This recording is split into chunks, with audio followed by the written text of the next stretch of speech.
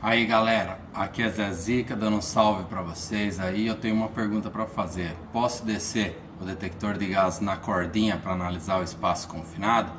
Manda essa resposta.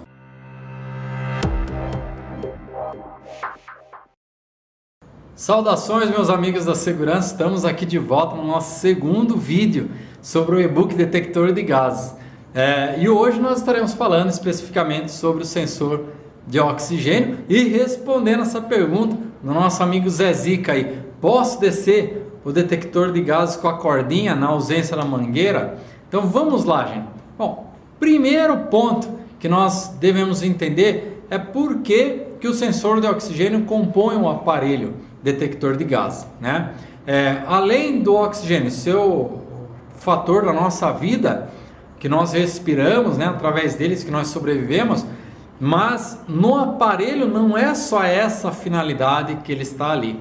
Nós temos que entender um pouquinho além. E é sobre isso que nós vamos falar. Bom, primeiramente, entender como que o sensor está configurado. Então, no sensor de oxigênio, a unidade de medida dele é em porcentagem. Depois eu vou falar sobre isso.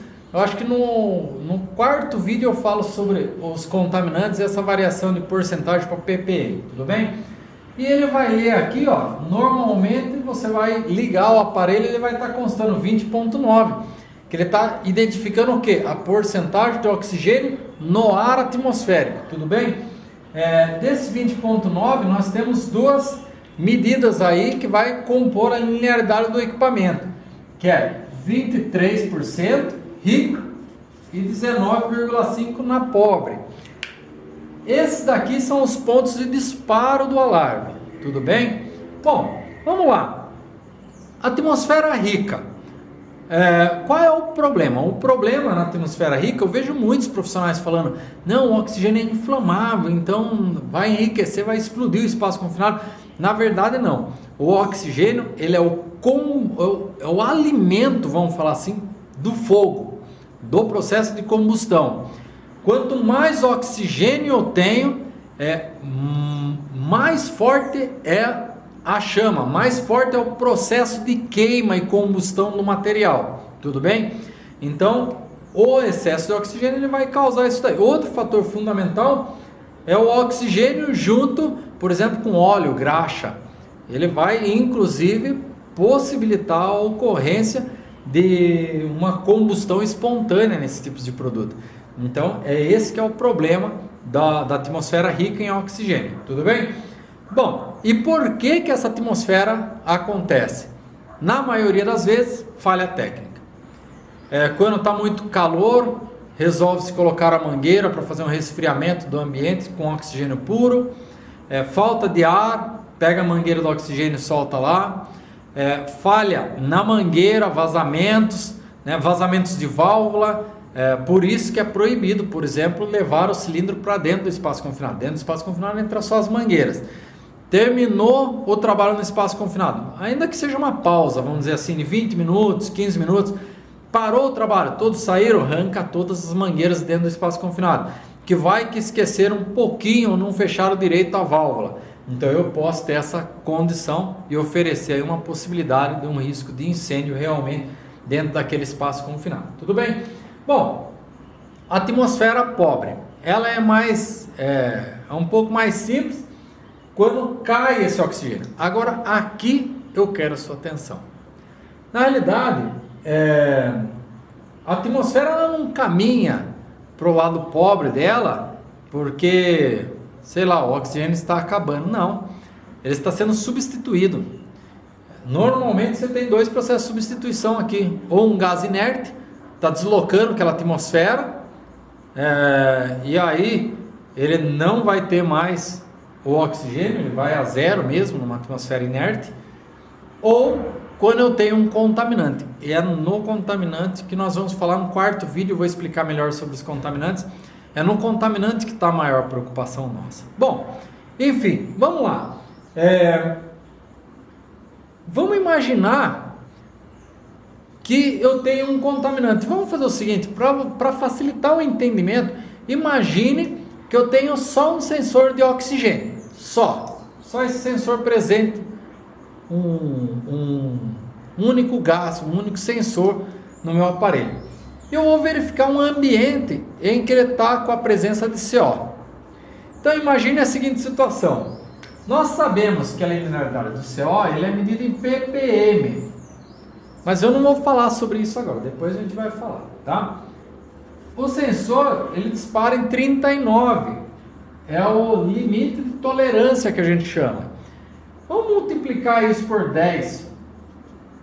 Vamos pegar aqui, arredondar aqui para 400. Vai, 390, vamos arredondar para 400 ppm. Ok? Se eu tiver essa condição aqui e eu não tivesse esse sensor no meu aparelho, né? O que aconteceria? Quando eu colocasse o oxigênio lá, qual seria a variação desses 400 ppm que deslocou a atmosfera aqui? Na verdade, a grosso modo, eu não poderia fazer isso, tá? Mas a grosso modo, eu vou fazer um cálculo aqui, ó, para transformar isso daqui em porcentagem. Então, 1 milhão de partículas igual 400 igual a 100% das partículas. 400 ppm x. 400 vezes 100, 40 mil. Sobre 1 milhão. Se eu cortar 4 zero, vai ser igual 4 sobre 100, 0,04%. Então, 400 ppm equivale a 0,04. Eu não posso fazer isso, eu vou fazer só para nível didático, mas você vai entender porque eu não posso. Se eu pegasse aqui, ó, 20,9 menos 0,04, 20,86.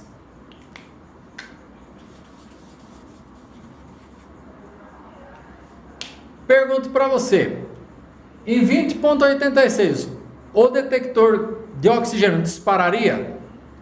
Não. Ele só dispara em 19,5. 20,86, como nós trabalhamos com casa decimal, é capaz de ele nem demonstrar uma variação do 9 para o 8 aqui, né? E ele não vai demonstrar por quê? Aqui eu estou pegando isso e tirando daqui, eu não posso fazer isso. Por que eu não posso fazer? Porque o 400 ppm ele está deslocando o ar atmosférico. E qual é a composição do ar atmosférico? 78% de nitrogênio, 20,9% de oxigênio e 1% de outros gases. Então, é essa atmosfera que ele está deslocando. Eu não posso pegar ele porque ele não está deslocando apenas o oxigênio. Ele está deslocando a atmosfera, o ar atmosférico dentro do espaço confinado. Então, isso daqui praticamente nós teríamos aí em casa milesimais. Então, ele nem iria impactar aqui. Nessa condição, meu aparelho não disparou, considerei que é seguro, mandei o trabalhador entrar. E o cara vai respirar uma atmosfera dessa. Consequentemente, eu vou ter um acidente dentro do espaço confinado. Tudo bem? E o Zé Zica perguntou, Cláudio, pode descer o aparelho com a cordinha? Não. Por que não? Bom, primeiramente, você tem que entender o tempo de resposta do aparelho. O aparelho, quando ele está lendo aqui o ar, se você pegar o aparelho aí, faz o teste, dá uma baforada no sensor ali, você vai ver que ele vai demorar alguns segundos, em torno de 5 a 10 segundos, depende do aparelho, para ele dar a resposta daquela queda, né? Então tem um tempo de resposta. Isso sem contar com o comprimento da mangueira. Se eu tenho uma mangueira de 2 metros, qual é o tempo que o contaminante vai entrar naquela mangueira, percorrer o comprimento inteiro da mangueira para chegar no sensor? Então eu tenho mais esse time, né? Quando eu pego o aparelho, amarro ele numa cordinha e desço ele no fundo, Zé Zica, então explicando para você isso daí, e desço ele até lá embaixo, imagine que eu tenho um outro contaminante que não seja CO, porque o CO eu tenho sensor no aparelho. Imagine que eu tenho um outro contaminante que não seja CO, por exemplo, um cloro, vamos imaginar assim, né? Cloro, o limite de tolerância dele é 0,8. Então, imagine que eu desci isso daqui, variou em uma casa decimal aqui, caiu para 20,8 de cloro. Caiu para 20,8 e não gerou nada. Não disparou alarme, não fez nada. O CO não detecta cloro, o H2S não detecta cloro. Então eu não tenho disparo do alarme. E desci o aparelho na cordinha lá embaixo. A hora que eu começar a subir esse aparelho, ele começa a pegar essa nova leitura, porque ele é de leitura direta. Consequentemente, nós não teremos a variação nos sensores, o aparelho não disparou e a hora que eu observar o aparelho, ele vai estar com essa informação no visor, porque a variação foi muito pouca. Consequentemente, eu falo para o trabalhador entrar e ele pode estar correndo risco de vida. Então o aparelho ele tem que estar na nossa mão com a mangueirinha lá embaixo, respeitando os tempos, respeitando a densidade do gás, respeitando a parte alta, média e baixa do tanque, enfim, respeitando todas as diretrizes que está lá na APR, lá na análise de risco que foi feito lá atrás pelo pessoal de segurança, ok? Então amarrado na cordinha não. Claudio, me explica direito isso daí de ppm, porcentagem. Eu explico isso daí no quarto vídeo. No terceiro, já vou dar uma dica importante no limite de explosividade. Eu vou falar por que todo sensor de explosividade tem que ter o sensor de oxigênio. Também tem a ver com isso que eu estou explicando aqui agora, por conta do falso zero. Mas eu explico no próximo vídeo. Legal, gente? Zezica, pede para a empresa comprar a mangueirinha. Sem mangueirinha não dá para avaliar. Gente, valeu, obrigado por ter ficado aqui comigo. Action 7, sucesso é possível. Até o próximo vídeo. Valeu!